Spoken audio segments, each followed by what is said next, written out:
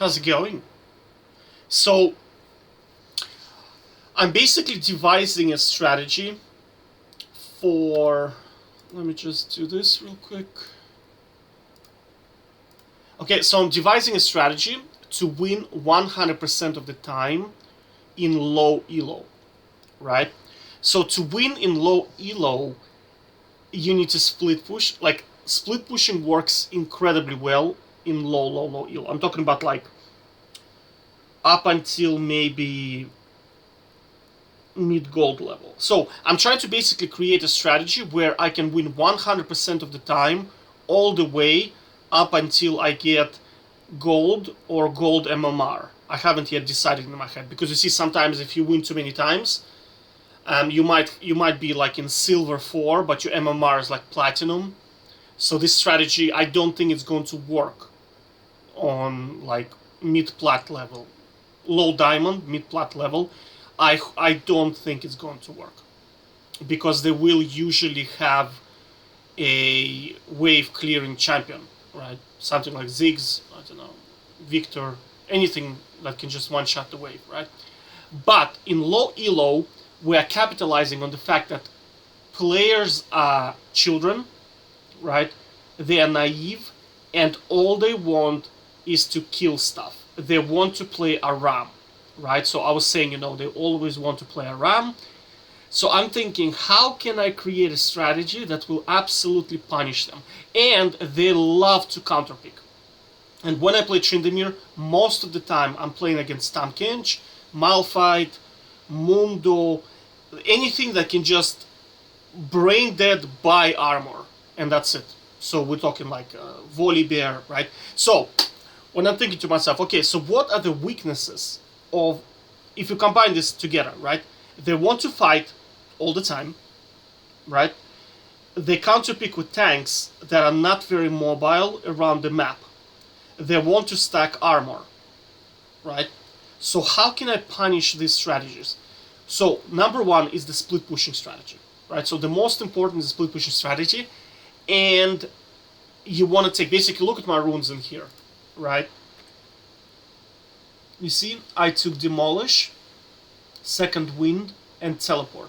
So I'm not trying to kill anything, I'm trying to just split push from two locations, because I noticed in low elo they want to fight all the time, they want a ram, they don't understand how to play macro, and they don't understand what to do against consistent pressure. I will give you examples, right? Look at the developments in here, right? Look at my items, right? So this item alone is enough to do damage to tanks, wave clear really well, and lifesteal. And I went with Force of Nature, so I can tank Malphite and proc the, what you call it? Demolish in his face. Their second strongest champion, based on Porofessor. By the way, Porofessor is a must like up. You want it for jungle timers, right? And you want it for the cooldown of the summoners, right? Because you have very nice interface in here. It's like, it shows you like Malphite teleport, Malphite flash, and as soon as you click on it, it starts to go on a cooldown. So you don't need to time the flash or whatever his summoners, you just need to click on it, right? You're gonna be clicking on it anyway, but you're clicking it on the Poro interface, and it automatically counts the cooldown and tells you when he has it up. That is amazing, and you can do it for every champion on the enemy team, so that is amazing. So look at the difference, right? Look at the difference. First of all, Malphite, right? Look, he's level 9, I'm level 10, approaching level... Where am I right now? Yeah, I'm approaching level 11, right? And he's just, I think, level 9. Yeah, he just hit level 9. So I'm 2 levels ahead of him, and I'm double the CS, and I have 3 kills already, right? And you have to remember, I have teleport, and I'm already in... And like, you have to also remember, tanks cannot take down objectives. Tryndamere can, right? So For him to stack all this armor bullshit just loses him the game faster, because what's gonna happen at some point, I'm gonna be tanking him in his face, especially with Hullbreaker, and I'll be able to simply in his face take down the objectives. Right? You win with minions and with pressure against this strategy. Now I'll show you how hungry they are for kills in here. There is one moment. Yeah, in here. Look. Look in here. So I push it all the way, right? I push it all the way. Where are the minions? Yeah. So look. You see? I pushed. Let's see. Look. You see? So this guy, I can, if I want to, I can kill him, right? But that's not my objective. My objective, I want to get her off the minions, so she loses experience and she loses farm and gold, right? And the minion takes shitloads of damage, right? So that's what I'm doing, you see? Okay, so I'll show you a wave clear in here, right? So the second wave is coming in. Ultimately, I want this guy to ult and this lady to ult, right? But look, you see? So he ignites me.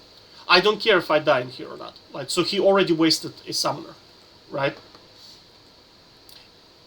And we also have to remember, I think it's neutral objectives. Yeah, you see, dragon is up. So anything she wastes on me, she will not have for the dragon. But we already taken dragon anyway, right? So, look, you see.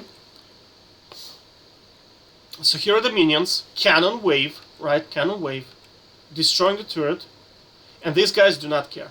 You see, they simply don't care. I ult. I expected them to do this, right? Look, you see. So she's gonna lose half of the turret, right, in terms of damage. This turret does not regenerate, right? And a cannon wave. Look at like the CS difference. I'm 100 CS ahead of this guy, right? And look at his items. I mean, what exactly? And they do this all the time. That's all they buy. They always buy armor, and so with these items, I can face tank him, because I'm gonna go this, and then I'm gonna go Hullbreaker, and I will literally face tank him and take the inhibitors, right? When inhibitors fall early in the game, I'm talking like 25 minutes, 30 minutes in, he is useless against super minions. This is the strategy I came up with when I was playing Aram, and it's very easy to beat tanks in there. So I was like, okay, so how can I transition this strategy into Summoner's Rift? And that's how you do it, basically. Forget about killing stuff, just destroy them with pressure. Because the more armor they build, the more useless they become at taking objectives, clearing minion waves, and overall just moving around the map, right? Because you have to remember, like, Tryndamere and bruisers, like Garen, Jax, Fiora, Camille, Tryndamere already said, no, Darius I'm not sure. But those champions I mentioned, they are extremely mobile. Extremely mobile. And you have to remember, while he's standing here trying to wave clear with no damage, I will literally take out the entire jungle of the enemy team. Do you see, like, he has like 164 farm at 25 minutes, right? I mean, our Nunu is not exactly a superstar as well, but I mean, but you have to understand, these guys are not very good players. They are just not very good players, right? But we were able to win because I constantly had 2 players on me, right? So they were able to constantly 4v3 naturally, and because Malphite almost never had ult, and Katarina almost never had ult for the team fight, because all the time they'll try to spam it and kill me, which they did a couple of times, right? My team was able to win the team fight, or there was no team fight for the dragon at all, right? So that's what you do, basically. You just split push 24/7, and I'll show you in here, like, critical moment. Look, so I'm face tanking, and I'm just taking down the inhibitor, right? Now in here, honestly, I was expecting my team with dragon buff to be smart enough to wave clear into Malphite, because they know, like, they can see that their entire team is going top, right? You see, so in here, I thought they're just gonna take this turret, right? But look, you see, I'm just face tanking it. It doesn't bother me. This doesn't bother me, right? I know I'm going to die, so I'm just delaying. Look, 5 people exhausted already, right? No, nobody exhausted, wait. Yeah, but look, you see what I'm saying? They're just spamming. So I thought my team would simply take this, but I mean, they didn't. Right, but that doesn't bother me, because I done my objective, I took down the inhibitor. Now, you also have to remember, I have a teleport, right? So I'm going to TP in here, and I'm going to take down this next. Right? I mean, look at Malphite. I mean, he can't kill anything. Do you see the problem? Just how long it takes him to kill stuff. And that's Kaisa helping him, right? So now what's going to happen once I revive? I'm going to teleport in here most likely. If my team wins, we just win the game because I'm going to TP in. Teleport is incredibly overpowered. And you see, like, Malphite has he has nothing. Right? He is on 1 item. 27 minutes into the game. And he's underleveled. He's the lowest level, one of the lowest level on his team, right? Because he didn't know how to... Like, the problem with those immobile tanks is they will be consistently underleveled because they can't wave clear fast enough, right? And if they teleport, they usually also take teleport. If they teleport somewhere, that means they're gonna probably lose 2 minion waves or 3 minion waves. And as they keep doing this, they just fall behind so hard, it becomes like, for them, it becomes unplayable. I mean, look, it just doesn't do anything. I mean, he's just a rock. Right, so, you see? Their jungler is the same level as my jungler, even though he's a better jungler. That's because I took all of his camps, all the time.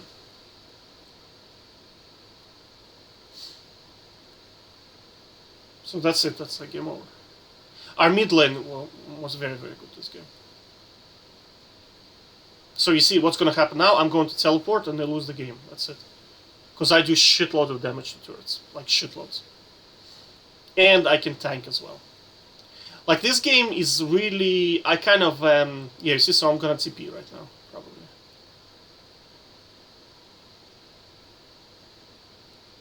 Yeah, so you see... Now, why I also like teleport is because of this. You see, you can... you can remove turret damage for like 6 seconds. That's just alone overpowered. Right? And that's it, we just win the game. Now this works all the time. Up until maybe mid-gold level. I'm talking like maybe low to mid-platinum MMR. Works all the time. Because look, what did Malphite, what did he build? He built Thornmail, right? Think about, even if they still had turrets, how does Thornmail help him against my strategy? It makes it even worse, because now he does absolutely no damage. I'm not going to hit him for sure, right? And he has no ability to kill minions at all, right? Because super minions are gonna heal faster than 46 damage that he does with his Thornmail, right? He has no mana. He's gonna run out of mana, and I can basically face tank him, and that's it.